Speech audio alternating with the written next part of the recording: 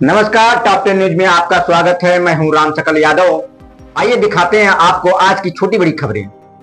आजमगढ़ जिले से खबर है, जहां भारत अमेरिका मुक्त व्यापार समझौते, शिक्षा व्यवस्था में व्याप्त कथित अव्यवस्थाओं, लोकतांत्रिक अधिकारों और विभिन्न जनहित के मुद्दों को लेकर सोमवार को विभिन्न सामाजिक एवं किसान संगठनों के प्रतिनिधियों ने जिलाधिकारी के माध्यम से महामहिम राष्ट्रपति को ज्ञापन सौंपा।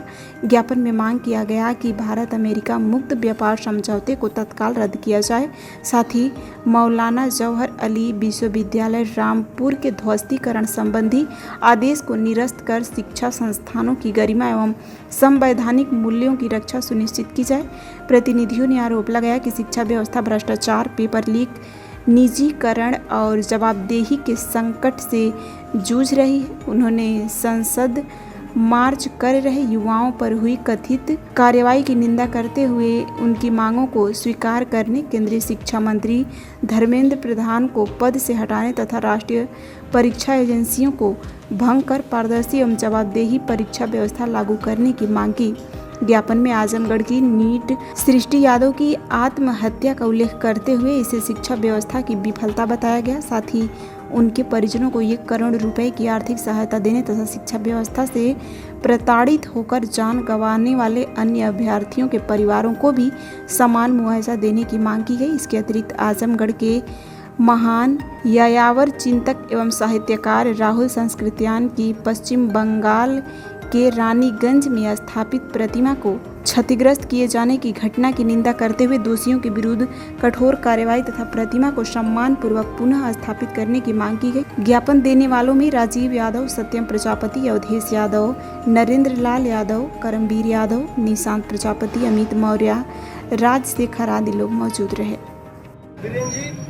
साथियों, जैसा कि आज हम लोगों ने कहा था, आज किसान मोर्चा का भी पूरे देश में जो है विरोध है और जो किसान जो अमेरिका भारत की डील जो उसमें किसान विरोधी है, छात्र विरोधी है, नौजवान विरोधी है, उसको लेकर जब किसान आ रहा था तो उसको रोक दिया गया। छात्र नौजवान संसद मार्च कर रहा था तो उसके ऊपर लाठियां बरसाई गई। और आज जब हम लोगों ने कल से इस बात को लिया कि जब यहाँ पर छात्रों के ऊपर लाठीचार्ज हुआ, तब हम लोगों ने इस बात का निर्णय लिया कि आजमगढ़ में हम किसान संगठनों की जिम्मेदारी है कि जब हमारे बच्चे, हमारे भाई लड़ रहे हैं तो हमको भी इस लड़ाई में साफ तौर पर स्पष्टता के साथ हम अपना ज्ञापन दें। आज इसके बाद आज सुबह से हमारे तमाम किसान नेताओं के घरों पर पुलिस गई लगातार, कभी तरवा थाना, कभी मेनाजपुर थाना, कभी सिरारी थाना, कभी कोतवाली। हम पूछना चाहते हैं, जय जवान जय किसान वाला देश है और मैं सवाल करता हूं कि आखिर में इस प्रदेश में भी तो पुलिस भर्ती का तक पेपर लीक हो जाता है। यहाँ पर मैं नहीं जानता हूँ कि कौन लोग पेपर लीक वाले हैं, कौन लोग मेहनत करके आए हैं, लेकिन यहीं पर जो ज्ञापन लिया जाता है वो पीसीएस लेता है। इस उत्तर प्रदेश में पीसीएस का भी पेपर लीक होता है। कौन पीसीएस है, कौन प्रशासनिक अधिकारी है, वो पेपर लीक वाला है या मेहनत वाला है? सवाल तो बड़ा हो गया है। यहाँ पर आरओ, एआरओ से लेकर समीक्षा अधिकारी, असिस्टेंट प्रोफेसर ले लेकर लगातार सब पेपर लीक हुए हैं और 90 से अधिक पेपर लीक का जो जिम्मेदार जो धर्मेंद्र प्रधान है, जो इस्तीफा उसको नहीं देने दे रहे नरेंद्र मोदी, साफ तौर पर है इस पूरे धंधे में नरेंद्र मोदी भी लिप्त है। और जिस तरीके से जो अयोध्या की चंदा चोरी है उसमें भी नरेंद्र मोदी योगी लिप्त है, उसी तरह से इस पूरे कांड में भी नरेंद्र मोदी लिप्त है।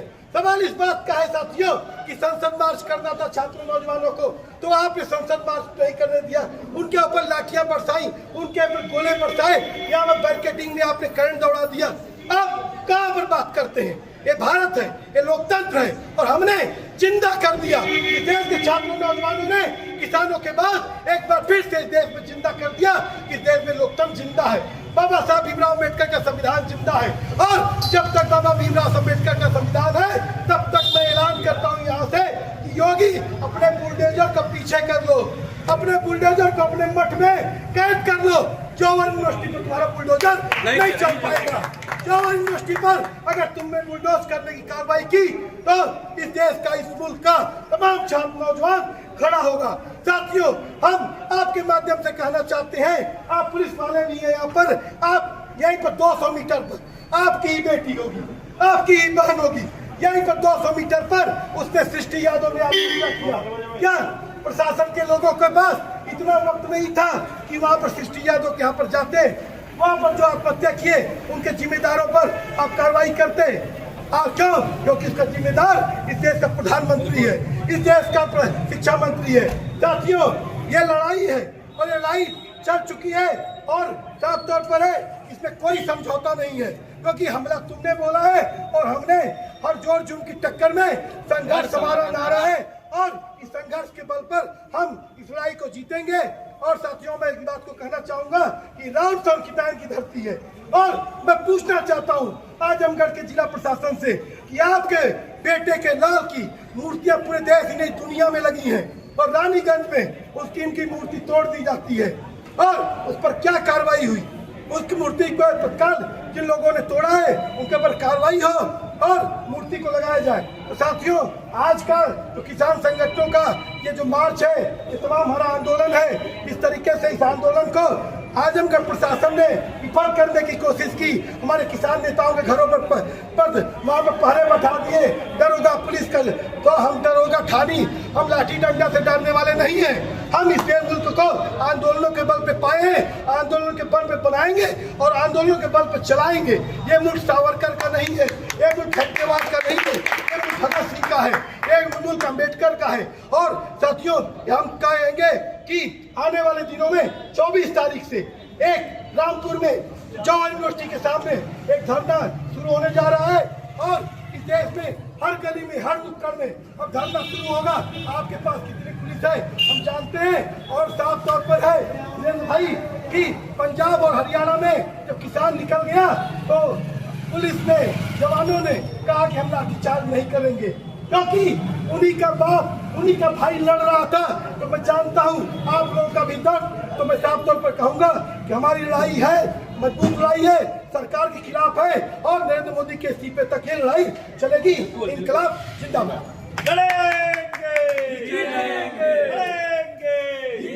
भी सुविधाएं उपलब्ध हैं। यहाँ sports, horse riding, dance classes जैसी यूजफुल एक्टिविटीज तो होती ही हैं, साथ ही लाइब्रेरी, म्यूजिक और आर्ट एंड क्राफ्ट के थ्रू भी बच्चों की क्रिएटिविटी को स्पेशली बढ़ावा दिया जाता है। बच्चों को तकनीकी दुनिया से जोड़े रखने के लिए स्मार्ट क्लासेस, रोबोटिक्स और कंप्यूटर लैब्स उपलब्ध हैं। छोटे बच्चों के लिए अलग से प्ले सेट एरिया है और एक्टिविटी रूम की व्यवस्था है। सर्वोदय स्कूल में बड़ी क्रिकेट एकेडमी के साथ ही हेल्थ और वेलफेयर क्लब भी है, जहां पर बच्चों को सेहतमंद और खुश रखने की पूरी कोशिश की जाती है। 6th क्लास से गर्ल्स के लिए सेपरेट क्लासेस और बिल्कुल सुरक्षित स्कूल बस सर्विसेज, वो भी GPS के साथ सभी रूट्स के लिए अवेलेबल है।